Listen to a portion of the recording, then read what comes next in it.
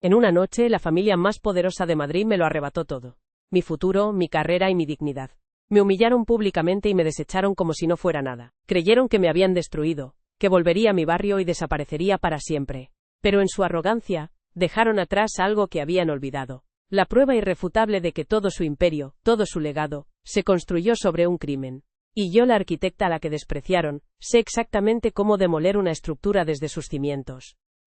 Todo ocurrió en la gala del fundador de los Montenegro, en el salón de su palacete del barrio de Salamanca. Yo estaba allí, del brazo de mi prometido Leo. Su padre, Marcos Montenegro, un hombre cuya arrogancia llenaba la sala, dio un discurso. Desviándose del guión, me miró con una sonrisa condescendiente, y dijo que el legado va de linaje, de mantener la estirpe pura, no de gente que está solo de visita. El silencio fue absoluto. El insulto, directo y brutal, resonó en cada rincón. Mi nombre es Clara Navarro. Crecí en Vallecas, hija de un carpintero, y llegué a ese mundo de lujo por amor, no por ambición. Leo Montenegro parecía diferente a su familia, o eso quise creer. Pero esa noche, mientras su padre me sentenciaba en público, él se quedó callado. El golpe de gracia vino después, de la mano de su madre, Beatriz.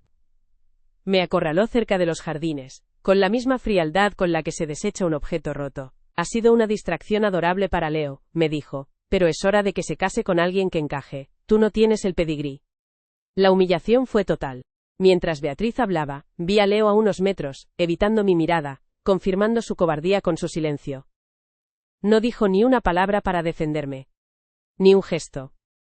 Simplemente, dejó que su madre me destrozara y me echara de su vida.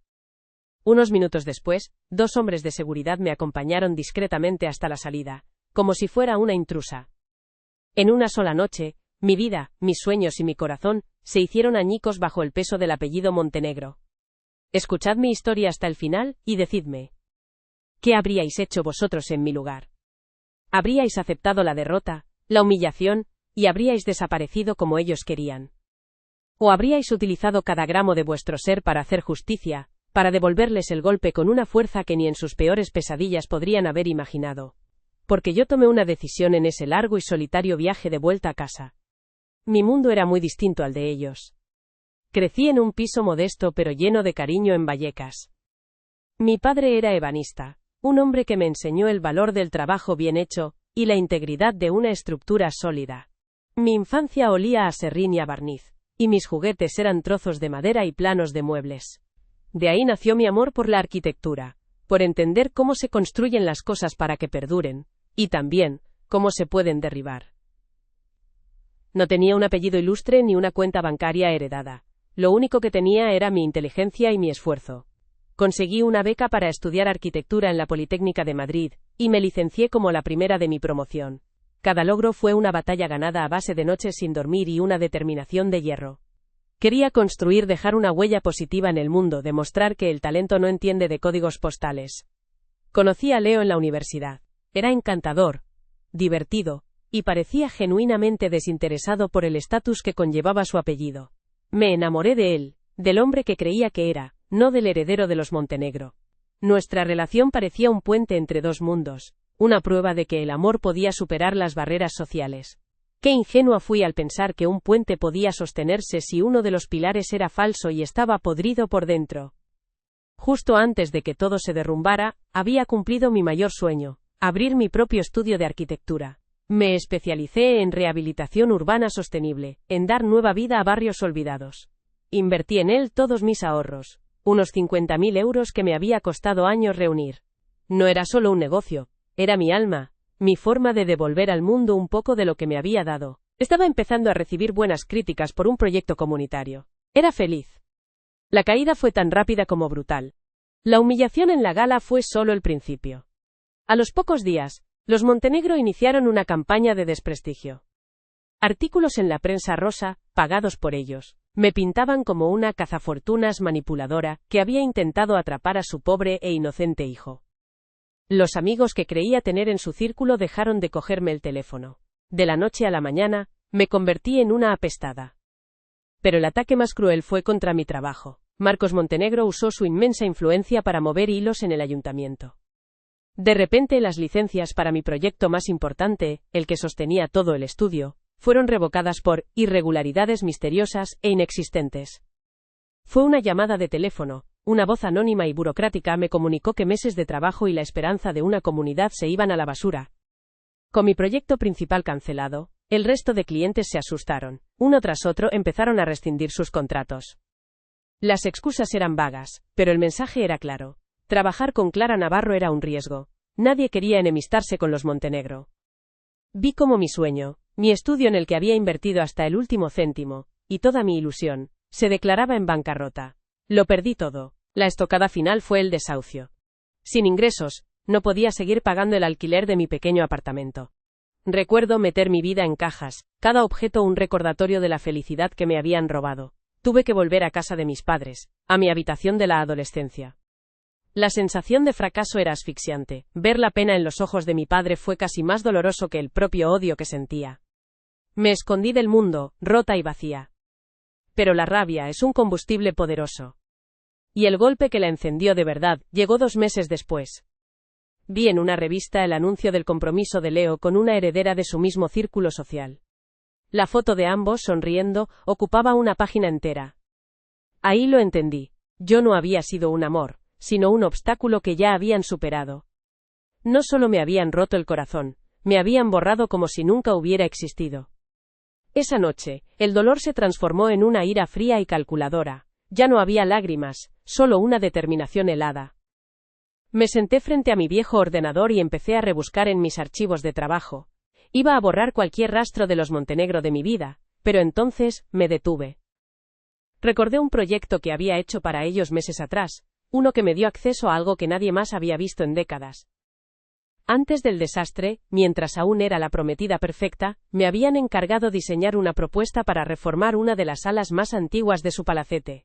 Para ello, me dieron acceso ilimitado a sus archivos familiares.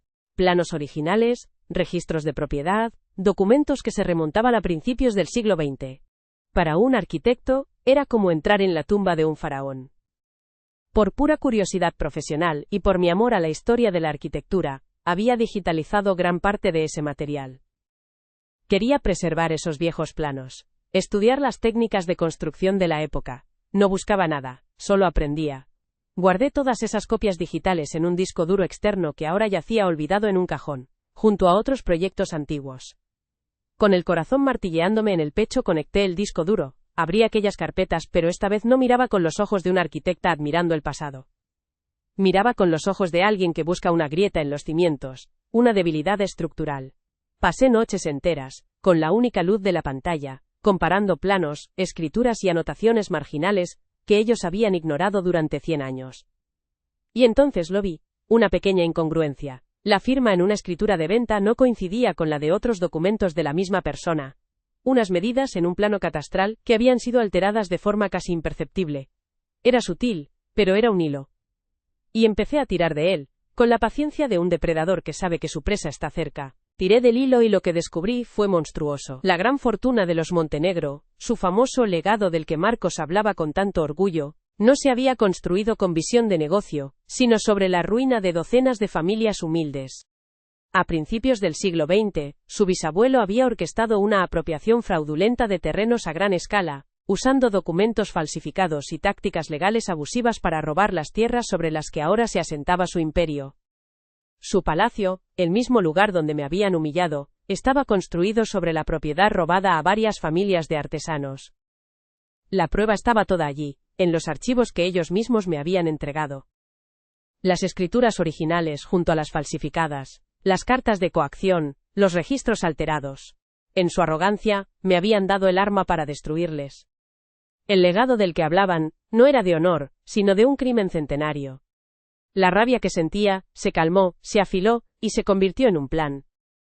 Esto ya no era una venganza personal por un corazón roto, era una cuestión de justicia, no iba a ser una confrontación ruidosa y emocional, sería una demolición.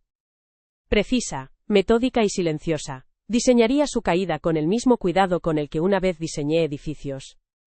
Y no sabrían qué les ha golpeado, hasta que todo su mundo se derrumbara sobre sus cabezas. Para el mundo exterior, Clara Navarro había desaparecido. Acepté un trabajo discreto como delineante en una pequeña empresa, un puesto anónimo que me permitía pagar las facturas y pasar desapercibida. Los Montenegro, si es que alguna vez pensaban en mí, seguramente me imaginaban derrotada, llorando en mi antiguo barrio. Y eso era exactamente lo que quería que pensaran. La invisibilidad era mi mejor aliada. Mientras ellos celebraban su impunidad, yo pasaba mis noches tejiendo mi red. Mi primer objetivo fue estudiar sus vulnerabilidades actuales. Descubrí que Marcos estaba a punto de cerrar el mayor acuerdo de su vida, una fusión internacional valorada en 500 millones de euros. Para conseguirlo, necesitaba proyectar una imagen de estabilidad, honorabilidad y un legado intachable. Su reputación era su activo más valioso. Su obsesión por el linaje, por la pureza de su estirpe, era su talón de Aquiles. No atacaría su dinero, no directamente. Atacaría algo que valoraban mucho más: su nombre. Iba a desenterrar el crimen original sobre el que se asentaba su apellido y lo expondría a la luz del día, justo cuando más necesitaran que el mundo les viera como una dinastía impecable. Empecé la ardua tarea de localizar a los descendientes de las familias a las que los Montenegro habían robado sus tierras hacía un siglo. Fue un trabajo de detective, rastreando apellidos a través de registros parroquiales, censos y archivos municipales.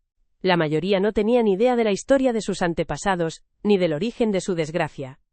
Encontré a ancianos, nietos y bisnietos dispersos por toda España, gente trabajadora que, como yo, no tenía nada más que su dignidad. Les mostré las pruebas, los documentos que demostraban el robo. Al principio hubo incredulidad, luego dolor, y finalmente, una rabia compartida que se convirtió en nuestra fuerza. Ya no estaba sola en esta lucha. No teníamos dinero, pero teníamos la verdad. Unimos nuestros recursos limitados para contratar a un joven abogado, ambicioso y con hambre de un caso que le hiciera un nombre. Cuando vio la solidez de las pruebas que yo había reunido, sus ojos brillaron. Sabía que teníamos en nuestras manos una bomba capaz de hacer temblar los cimientos de la élite madrileña. Mi plan entraba en su fase final. Mientras el abogado preparaba la demanda colectiva más grande que el país hubiera visto, yo empecé a filtrar pequeñas pistas anónimas a un periodista de investigación financiera, conocido por su tenacidad. No le di la historia completa, solo migajas sobre las fundaciones inestables del Grupo Montenegro, lo suficiente para despertar su curiosidad y poner nerviosos a los socios internacionales. Ellos creyeron que me habían enterrado en el pasado, que era un capítulo cerrado y olvidado, pero se equivocaron. No me enterraron, plantaron una semilla. Y en la oscuridad, alimentada por la injusticia y la rabia, esa semilla había germinado. Estaba a punto de florecer, y sus espinas estaban listas para destrozar la jaula dorada que los Montenegro habían construido con las vidas robadas de otros. El día del juicio final se acercaba. En la historia de hoy, descubriréis cómo la familia más poderosa de Madrid me lo quitó todo en una sola noche, creyendo que me habían destruido para siempre. Pero en su arrogancia, dejaron atrás el arma que yo usaría para demoler su imperio desde los cimientos. Todo ocurrió en la gala del fundador de los Montenegro, en el salón de su palacete del barrio de Salamanca. Yo estaba allí, del brazo de mi prometido, Leo. Su padre, Marcos Montenegro, un hombre cuya arrogancia llenaba la sala, dio un discurso. Desviándose del guión, me miró con una sonrisa condescendiente, y dijo que el legado va de linaje, de mantener la estirpe pura, no de gente que está solo de visita. El silencio fue absoluto. El insulto, directo y brutal, resonó en cada rincón. Mi nombre es Clara Navarro. Crecí en Vallecas, hija de un carpintero, y llegué a ese mundo de lujo por amor, no por ambición. Leo Montenegro parecía diferente a su familia, o eso quise creer, pero esa noche, mientras su padre me sentenciaba en público, él se quedó callado. El golpe de gracia vino después, de la mano de su madre, Beatriz. Me acorraló cerca de los jardines, con la misma frialdad con la que se desecha un objeto roto. Ha sido una distracción adorable para Leo, me dijo, pero es hora de que se case con alguien que encaje. Tú no tienes el pedigrí. La humillación fue total. Mientras Beatriz hablaba, vi a Leo a unos metros, evitando mi mirada, confirmando su cobardía con su silencio. No dijo ni una palabra para defenderme. Ni un gesto. Simplemente dejó que su madre me destrozara y me echara de su vida. Unos minutos después, 2 hombres de seguridad me acompañaron discretamente hasta la salida, como si fuera una intrusa. En una sola noche, mi vida, mis sueños y mi corazón se hicieron añicos bajo el peso del apellido Montenegro. Escuchad mi historia hasta el final, y decidme. ¿Qué habríais hecho vosotros en mi lugar? ¿Habríais aceptado la derrota, la humillación, y habríais desaparecido como ellos querían? ¿O habríais utilizado cada gramo de vuestro ser para hacer justicia, para devolverles el golpe con una fuerza que ni en sus peores pesadillas podrían haber imaginado? Porque yo tomé una decisión en ese largo y solitario viaje de vuelta a casa. Mi mundo era muy distinto al de ellos. Crecí en un piso modesto pero lleno de cariño en Vallecas. Mi padre era ebanista, un hombre que me enseñó el valor del trabajo bien hecho y la integridad de una estructura sólida. Mi infancia olía a serrín y a barniz, y mis juguetes eran trozos de madera y planos de muebles. De ahí nació mi amor por la arquitectura, por entender cómo se construyen las cosas para que perduren, y también, cómo se pueden derribar. No tenía un apellido ilustre ni una cuenta bancaria heredada, lo único que tenía era mi inteligencia y mi esfuerzo. Conseguí una beca para estudiar arquitectura en la Politécnica de Madrid y me licencié como la primera de mi promoción. Cada logro fue una batalla ganada a base de noches sin dormir y una determinación de hierro. Quería construir, dejar una huella positiva en el mundo, demostrar que el talento no entiende de códigos postales. Conocí a Leo en la universidad. Era encantador, divertido, y parecía genuinamente desinteresado por el estatus que conllevaba su apellido. Me enamoré de él, del hombre que creía que era, no del heredero de los Montenegro. Nuestra relación parecía un puente entre dos mundos, una prueba de que el amor podía superar las barreras sociales. Qué ingenua fui al pensar que un puente podía sostenerse si uno de los pilares era falso y estaba podrido por dentro. Justo antes de que todo se derrumbara, había cumplido mi mayor sueño, abrir mi propio estudio de arquitectura. Me especialicé en rehabilitación urbana sostenible, en dar nueva vida a barrios olvidados. Invertí en él todos mis ahorros, unos 50.000 euros que me había costado años reunir. No era solo un negocio, era mi alma, mi forma de devolver al mundo un poco de lo que me había dado. Estaba empezando a recibir buenas críticas por un proyecto comunitario. Era feliz. La caída fue tan rápida como brutal. La humillación en la gala fue solo el principio. A los pocos días, los Montenegro iniciaron una campaña de desprestigio. Artículos en la prensa rosa, pagados por ellos, me pintaban como una cazafortunas manipuladora que había intentado atrapar a su pobre e inocente hijo. Los amigos que creía tener en su círculo dejaron de cogerme el teléfono. De la noche a la mañana, me convertí en una apestada. Escuchad mi historia hasta el final, y decidme, ¿qué habríais hecho vosotros en mi lugar? Todo se vino abajo en la gala del fundador de los Montenegro, en el salón principal de su palacete del barrio de Salamanca. Yo estaba allí, del brazo de mi prometido, Leo. Su padre, Marcos Montenegro, un hombre cuya arrogancia llenaba la sala, se subió al atril para dar su discurso. De repente, se desvió del guión, me miró con una sonrisa condescendiente, y dijo que el legado no va de riqueza, sino de linaje, de mantener la estirpe pura, no de gente que está, solo de visita. El silencio fue absoluto. El insulto, directo y brutal, resonó en cada rincón de aquella sala llena de la élite de Madrid. Me sentí desnuda, juzgada y sentenciada delante de todos. El golpe de gracia vino después, de la mano de su madre, Beatriz. Me acorraló cerca de los jardines, con la misma frialdad con la que se desecha un objeto roto. Has sido una distracción adorable para Leo, me dijo, su voz un susurro helado. Pero es hora de que se case con alguien que encaje. Tú no tienes el pedigrí. Busqué a Leo con la mirada, desesperada, pero él estaba a unos metros, evitando mis ojos, confirmando su cobardía con su silencio. No dijo ni una palabra para defenderme. Ni un gesto. Simplemente dejó que su madre me destrozara, y me echara de su vida como si fuera basura. La humillación fue total y absoluta. Unos minutos después, 2 hombres de seguridad, con una discreción que resultaba aún más hiriente, me acompañaron hasta la salida como si fuera una intrusa, una ladrona pillada en el acto. Mientras caminaba por aquel largo pasillo de mármol, sentía cientos de ojos clavados en mi espalda. En una sola noche, mi vida, mis sueños y mi corazón se hicieron añicos bajo el peso del apellido Montenegro.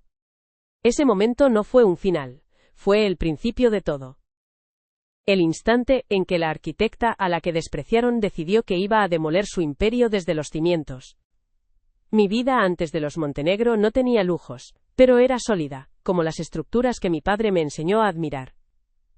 Nací y crecí en Vallecas, en un piso donde el olor a madera recién cortada era el perfume de mi infancia. Mi padre, un ebanista de manos callosas y corazón noble, me enseñó que el valor de una persona no se mide por su apellido, sino por la integridad de su trabajo. Me enseñó a mirar los cimientos de las cosas, a entender que una fachada bonita no sirve de nada si la base está podrida. Era un mundo de verdad, de esfuerzo y de un orgullo silencioso y honesto. No jugaba con muñecas, jugaba con trozos de madera y planos viejos que mi padre traía del taller. Aprendí a leer un alzado antes que a leer un cuento. Veía belleza en las líneas, en los ángulos, en la promesa de algo que aún no existía pero que podía llegar a ser fuerte y útil. Cada mueble que mi padre terminaba era una lección. La paciencia, la precisión y el respeto por el material eran sagrados. Esa fue mi educación, una que el dinero no puede comprar y que los Montenegro jamás entenderían. Mi camino no fue fácil. Para entrar en la Universidad Politécnica, tuve que estudiar hasta que las letras de los libros se borraban delante de mis ojos. Conseguí una beca, mi billete de salida y la prueba de que el talento no entiende de códigos postales. Mientras otros estudiantes tenían coches y apartamentos pagados, yo compaginaba las clases con trabajos de fin de semana para poder comprarme los materiales. Cada aprobado, cada matrícula de honor era una pequeña victoria contra un sistema que parecía diseñado para dejarme fuera. Me licencié como la primera de mi promoción, no por vanidad, sino por pura necesidad de demostrarme a mí misma que podía hacerlo. La arquitectura para mí no era solo diseñar edificios para ricos, era una herramienta social. Soñaba con rehabilitar barrios, con crear espacios dignos para gente como la mía, con demostrar que un buen diseño podía cambiar vidas. Mi pasión era real, nacía de mis raíces, de haber visto de cerca la diferencia entre una casa y un hogar. Fue en la universidad donde conocí a Leo. Al principio, su apellido era solo un dato más. Me enamoré del chico que se reía de mis chistes malos, que escuchaba con fascinación mis ideas sobre urbanismo sostenible, y que parecía avergonzado de la ostentación de su familia. Me hizo creer que era diferente, que veía más allá de mi dirección en Vallecas. Me llevó a conocer a sus amigos, me presentó como la mujer más brillante que he conocido. Y yo, ingenua, le creí cada palabra. Recuerdo una tarde de domingo, paseando por el Parque del Retiro. Le H-A-B-L-E con acento agudo de mi padre, de su taller, de mi sueño de tener mi propio estudio. Él me escuchaba y me cogió de la mano. Vas a construir cosas increíbles, Clara, me dijo, y yo estaré ahí para verlo. En ese momento, sentí que por fin había encontrado a alguien que entendía mi mundo y que quería formar parte de él. Creí que nuestro amor era un puente sólido que unía dos orillas que parecían irreconciliables. Ese sueño empezó a tomar forma cuando por fin abrí mi estudio. Invertí en él hasta el último céntimo que había ahorrado durante 10 años, unos 50.000 euros. Alquilé un pequeño local en mi barrio, y lo reformé con mis propias manos y la ayuda de mi padre. No era grande ni lujoso, pero era mío. Era la materialización de toda una vida de esfuerzo, un lugar donde mis planos y mis ideas por fin tendrían un hogar. Mi primer gran proyecto fue la rehabilitación de un centro cívico en un barrio obrero. No gané mucho dinero con él, pero gané algo mucho más importante: el respeto de la comunidad y el reconocimiento de la crítica especializada. Empezaron a llamarme de pequeñas revistas de arquitectura, hablaban de mi enfoque humano y sostenible. Por primera vez en mi vida, sentía que no solo estaba construyendo edificios, sino que estaba construyendo un futuro. Mi futuro. La felicidad que sentía era sencilla y profunda. Tenía un trabajo que amaba, el respeto de mis colegas y el amor de un hombre que, según yo, me adoraba por ser quien era. Mi vida era una estructura bien diseñada, cimientos fuertes de mi familia, pilares de esfuerzo, y una viga maestra de amor y esperanza que lo sostenía todo. Estaba en la cima de mi pequeño mundo, un mundo que yo misma había construido desde cero, con mis propias manos. Esa era yo antes de que ellos decidieran demolerlo todo. Una mujer que creía en el trabajo duro, en la justicia y en el amor. Una arquitecta que sabía que las cosas, para perdurar, necesitan una base honesta. Lo que no sabía es que hay gente cuyo único talento es destruir. Gente que disfruta viendo cómo se derrumban los sueños de los demás. Y los Montenegro eran maestros de la demolición. Me lo quitaron todo sin saber que al hacerlo, me estaban dando la única herramienta que necesitaba para mi venganza. Los planos de su propia destrucción. La caída fue tan rápida como brutal. La humillación en la gala fue solo el principio. A los pocos días, los Montenegro iniciaron una campaña de desprestigio. Artículos en la prensa rosa, pagados por ellos, me pintaban como una cazafortunas manipuladora que había intentado atrapar a su pobre e inocente hijo. Los amigos que creía tener en su círculo dejaron de cogerme el teléfono. De la noche a la mañana, me convertí en una apestada social, un fantasma en un mundo que hasta hacía poco me había abierto sus puertas. La campaña fue metódica. No se detuvo en las revistas. Pronto, blogs de sociedad y columnistas se sumaron al festín. Publicaron fotos mías de la universidad, de mis vacaciones con Leo, sacando cada imagen de contexto para construir la narrativa de una revista. Me convertí en un personaje de ficción, una villana. La gente que me cruzaba por la calle me miraba de reojo, susurrando. Dejé de ser Clara Navarro para convertirme en la que intentó engañar a los Montenegro, una etiqueta que se me pegó a la piel como alquitrán caliente. Leo, por supuesto, guardó un silencio sepulcral. Su cobardía era su única respuesta. No hizo ni una sola declaración para desmentir las mentiras, ni siquiera por el recuerdo de lo que habíamos tenido. Su silencio era una confirmación pública de su culpabilidad y, para mí, el eco de su traición. Comprendí que no era una víctima de su familia, sino un cómplice activo. Había permitido que me usaran como chivo expiatorio, para facilitar su transición hacia una novia más adecuada. Su indiferencia me dolía más que el odio de sus padres. Pero el ataque más devastador no fue contra mi persona, sino contra mi trabajo. Una mañana, recibí una llamada del ayuntamiento. Una voz fría y burocrática me informó de que las licencias para mi proyecto del centro cívico, el que sostenía todo mi estudio, habían sido revocadas por irregularidades técnicas imprevistas. Era una excusa tan vaga y absurda que solo podía significar una cosa. La mano de Marcos Montenegro había movido los hilos. Había atacado el corazón de mi vida, el alma de mi profesión. El efecto fue inmediato y catastrófico. Con mi proyecto estrella cancelado, el pánico se extendió entre mis otros clientes. Empezaron a llegar los correos electrónicos, uno tras otro, rescindiendo contratos. Las excusas eran educadas pero transparentes. Cambio de estrategia, recortes presupuestarios. Nadie quería verse asociado a alguien que se había convertido en enemiga de los Montenegro.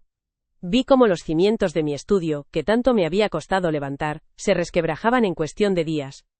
Luché con todas mis fuerzas.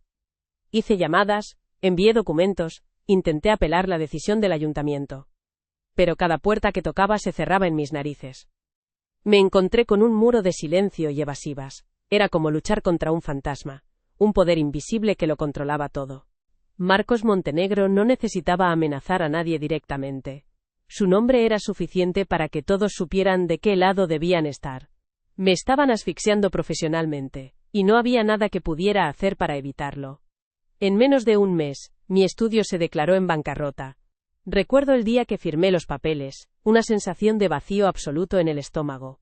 Los 50.000 euros de mis ahorros, el trabajo de toda una vida, se habían evaporado. No era solo el dinero. Era la prueba tangible de mi fracaso, la materialización de la victoria de los Montenegro sobre mí. Habían conseguido exactamente lo que querían, borrarme del mapa, no solo de su mundo, sino también del mío. Tuve que vender el poco mobiliario y los equipos de la oficina por una miseria. Mientras un hombre se llevaba mi mesa de dibujo, la misma sobre la que había trazado mis primeros planos, sentí que me arrancaban un trozo de piel. Aquel pequeño local en Vallecas había sido mi santuario, el lugar donde mis sueños tomaban forma. Ahora era solo un espacio vacío que olía a derrota. Cerré la puerta por última vez con la certeza de que no solo había perdido un negocio, había perdido una parte de mí misma. La humillación financiera se filtró en cada aspecto de mi vida. Las tarjetas de crédito fueron rechazadas. Tuve que cancelar mi suscripción al gimnasio, dejar de salir a tomar algo con los pocos amigos que me quedaban. Cada céntimo contaba. Pasé de ser una joven profesional prometedora a alguien que miraba los precios de todo en el supermercado. La vergüenza era una compañera constante, un recordatorio silencioso de lo bajo que había caído. El aislamiento social fue igual de cruel. La gente que antes me sonreía en los eventos ahora cruzaba la calle para no tener que saludarme. Recuerdo encontrarme con una de las amigas de Beatriz en una tienda. Me miró con una mezcla de lástima y desprecio, como si viera a un insecto, y se dio la vuelta sin decir palabra. Me sentí tóxica, una apestada a la que todo el mundo evitaba por miedo al contagio de mi mala suerte. Mis amigos de toda la vida, los de Vallecas, intentaron apoyarme. Pero no lo entendían del todo, me decían que lo olvidara, que pasara página, que esa gente no era de nuestro mundo. Lo decían con buena intención, pero sus palabras solo agrandaban la brecha.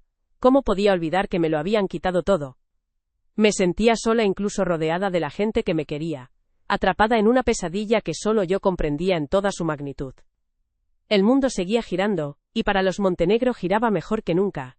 Veía a Marcos en las noticias económicas, sonriendo, anunciando nuevos proyectos. Veía a Beatriz en las revistas de sociedad, luciendo joyas y asistiendo a eventos benéficos. Su vida era una celebración constante, mientras la mía se desmoronaba. Ver su felicidad, su impunidad, era como echar sal en una herida abierta. Prosperaban sobre mis ruinas, y al mundo parecía no importarle.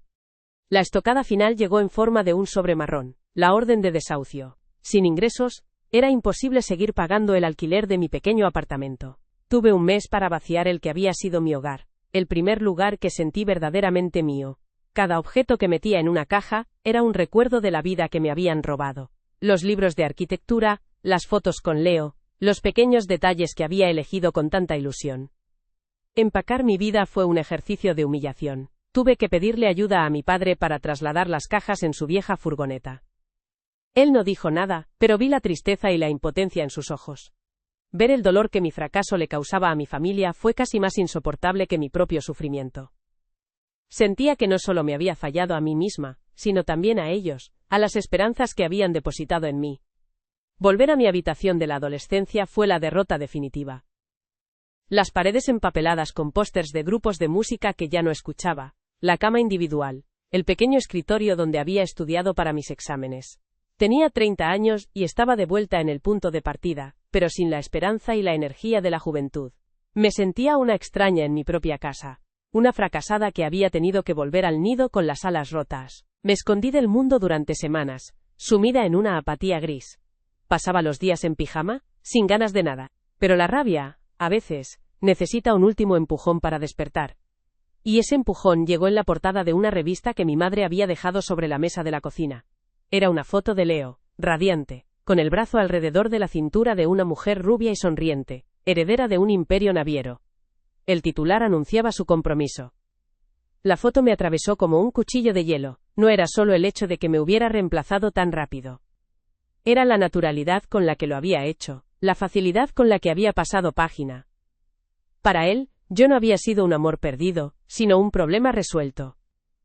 Una simple desviación en su camino predestinado.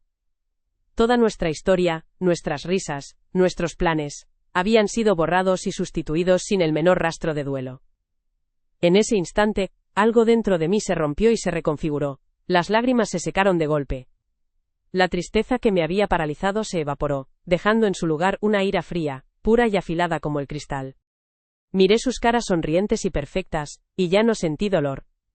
Sentí un propósito. Ellos creían que me habían destruido, que me habían reducido a cenizas. Pero se equivocaban. Esa misma noche, encendí mi viejo ordenador. La rabia se había convertido en un combustible que me aclaraba la mente. Ya no pensaba en lo que había perdido, sino en lo que me habían dado sin saberlo. Me habían dado un motivo. Me habían subestimado. Pensaron que una chica de Vallecas se rendiría y desaparecería. No contaban con que la hija de un ebanista sabe que para que algo nuevo se construya, a veces, primero hay que demoler lo viejo. Y yo, la arquitecta a la que despreciaron, iba a diseñar su demolición. No sería rápida ni ruidosa. Sería metódica, precisa y devastadora. Utilizaría mi conocimiento no para levantar muros, sino para encontrar las grietas en sus cimientos. Iba a derribar su jaula dorada ladrillo a ladrillo, hasta que no quedara nada más que los escombros de su arrogancia. La guerra no había terminado. Acababa de empezar. Y esta vez, yo pondría las reglas. Aquella noche, la rabia se convirtió en un motor que me aclaraba la mente. Ya no pensaba en lo que había perdido, sino en lo que ellos, sin saberlo, me habían dado. Decidí borrar cualquier rastro de los Montenegro de mi vida, empezando por los archivos de mi viejo ordenador. Mientras eliminaba proyectos, me detuve en una carpeta olvidada. Contenía un trabajo que había hecho para ellos meses atrás, uno que me dio acceso a algo que nadie más había visto en décadas. Su arrogancia les había hecho cometer un error fatal. Me subestimaron. Antes del desastre, cuando aún era la prometida perfecta, me habían encargado diseñar una propuesta para reformar una de las salas más antiguas de su palacete. Para ello, me dieron acceso ilimitado a sus archivos familiares. Planos originales, registros de propiedad, documentos que se remontaban a principios del siglo XX. Para un arquitecto, era como entrar en la tumba de un faraón. Beatriz lo llamó, un pequeño capricho para que te sientas parte de la familia, sin imaginar que me estaba entregando las llaves de su destrucción. Por pura curiosidad profesional, y por mi amor a la historia de la arquitectura, había digitalizado gran parte de ese material. Quería preservar esos viejos planos, estudiar las técnicas de construcción de la época. No buscaba nada, solo aprendía. Guardé todas esas copias digitales, en un disco duro externo, que ahora yacía olvidado en un cajón, junto a otros proyectos antiguos. Fue un acto de pasión por mi oficio, un impulso que ellos nunca podrían entender, ocupados como estaban en admirar su propio reflejo en el oro. Con el corazón martillándome en el pecho, conecté el disco duro. Abrí aquellas carpetas, pero esta vez no miraba con los ojos de una arquitecta admirando el pasado. Miraba con los ojos de alguien que busca una grieta en los cimientos, una debilidad estructural. Ellos me veían como una chica de barrio, emocional e impulsiva. Jamás pensaron que mi mente funcionaba de forma metódica, que mi paciencia para analizar un plano era la misma que usaría para desmantelar su vida. Pasé noches enteras, con la única luz de la pantalla, comparando planos, escrituras y anotaciones marginales que ellos habían ignorado durante 100 años. El café se convirtió en mi único compañero. La tristeza había desaparecido, reemplazada por una concentración febril. Cada documento era una pieza de un puzzle. Ellos habían construido su historia como una fachada imponente, pero yo sabía que toda fachada esconde una estructura, y toda estructura tiene puntos débiles. Y entonces, lo vi. Una pequeña incongruencia. La firma en una escritura de venta no coincidía con la de otros documentos de la misma persona. Unas medidas en un plano catastral que habían sido alteradas de forma casi imperceptible. Era sutil, el tipo de detalle que solo alguien entrenado para buscar la perfección en las líneas podría detectar. Era un hilo. Y empecé a tirar de él, con la paciencia de un depredador que sabe que su presa está cerca. Tiré del hilo y lo que descubrí fue monstruoso. La gran fortuna de los Montenegro, su famoso legado del que Marcos hablaba con tanto orgullo, no se había construido con visión de negocio, sino sobre la ruina de docenas de familias humildes. A principios del siglo XX, su bisabuelo había orquestado una apropiación fraudulenta de terrenos a gran escala, usando documentos falsificados y tácticas legales abusivas, para robar las tierras sobre las que ahora se asentaba su imperio. Su palacio, el mismo lugar donde me habían humillado, estaba construido sobre la propiedad robada a varias familias de artesanos. La prueba estaba toda allí, en los archivos que ellos mismos me habían entregado. Las escrituras originales junto a las falsificadas, las cartas de coacción, los registros alterados. En su arrogancia, me habían dado el arma para destruirles. El legado del que hablaban no era de honor, sino de un crimen centenario que había permanecido oculto bajo capas de dinero y poder. La rabia que sentía se calmó, se afiló y se convirtió en un plan. Esto ya no era una venganza personal por un corazón roto, era una cuestión de justicia. No iba a ser una confrontación ruidosa y emocional, sería una demolición, precisa, metódica y silenciosa. Diseñaría su caída con el mismo cuidado con el que una vez diseñé edificios. Y no sabrían qué les ha golpeado hasta que todo su mundo se derrumbara sobre sus cabezas. Los Montenegro me habían echado de su jaula dorada creyendo que me dejaban morir de frío fuera. Lo que no sabían es que no me habían echado, me habían liberado. Y desde fuera yo tenía la perspectiva perfecta para ver que los barrotes de su jaula no eran de oro sino de óxido. Y tenía en mis manos la herramienta perfecta para hacer que toda la estructura se viniera abajo. El juego había cambiado. Y por primera vez desde aquella noche, sonreí. El día elegido para el golpe final fue el de su mayor triunfo, la rueda de prensa para anunciar su histórica fusión de 500 millones de euros. La sala del hotel de lujo estaba abarrotada de periodistas e inversores internacionales. Vi a Marcos en las pantallas, de pie en el atril, con esa sonrisa de superioridad que también conocía, hablando de legado, de futuro, de la intachable historia de los Montenegro. Beatriz y Leo le miraban desde la primera fila, rebosantes de orgullo. Disfrutaban de su momento de gloria, completamente ajenos a que la arquitecta a la que habían despreciado, estaba a punto de demoler los cimientos de su mundo. Cada palabra suya era una cuenta atrás para su propia destrucción. Justo cuando Marcos iba a dar paso a sus nuevos socios, las puertas del salón se abrieron. No hice un ruido. Entré despacio, flanqueada por nuestro abogado, y por una docena de ancianos, los nietos y bisnietos de las familias a las que les robaron todo. La gente se giró, primero con curiosidad, luego con confusión. Las cámaras se desviaron del escenario hacia nosotros. Vi el rostro de Marcos cambiar, su sonrisa congelarse mientras me reconocía. El pánico empezó a asomar en los ojos de Beatriz. Leo simplemente bajó la mirada, como siempre. El silencio se apoderó de la sala, un silencio mucho más pesado y demoledor que el que me impusieron a mí en su gala. Nuestro abogado avanzó con paso firme hasta el estrado. No gritó. No hizo ningún espectáculo. Simplemente, con una calma profesional, le entregó a Marcos la notificación de la demanda colectiva delante de todas las cámaras. En ese preciso instante, el periodista al que yo había estado alimentando con pistas, se levantó y lanzó la pregunta que habíamos preparado. Señor Montenegro, ¿puede comentar las acusaciones de que todo su imperio empresarial se construyó sobre terrenos robados, con documentación que lo demuestra? La demanda en la mano de Marcos y la pregunta en el aire crearon una tormenta perfecta e innegable. El castillo de naipes empezó a temblar. El caos fue instantáneo.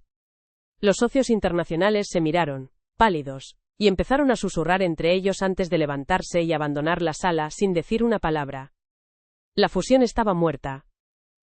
Los teléfonos de los periodistas vibraban sin cesar, mientras las noticias de la demanda y el escándalo se extendían como la pólvora. Vi la cara de Marcos, su arrogancia desmoronándose para revelar al hombre asustado y acorralado que había debajo. Su legado se había convertido en un titular vergonzoso en cuestión de segundos. Su nombre, su bien más preciado, acababa de ser manchado para siempre con la palabra ladrón. Entonces, mientras los flashes de las cámaras los acribillaban, me di la vuelta para marcharme. Pero antes, me detuve y me dirigí a los periodistas, mi voz tranquila pero firme, resonando en el caos. El señor Montenegro una vez habló de la importancia de los estándares, dije, mirándole directamente a los ojos por última vez. Tenía razón.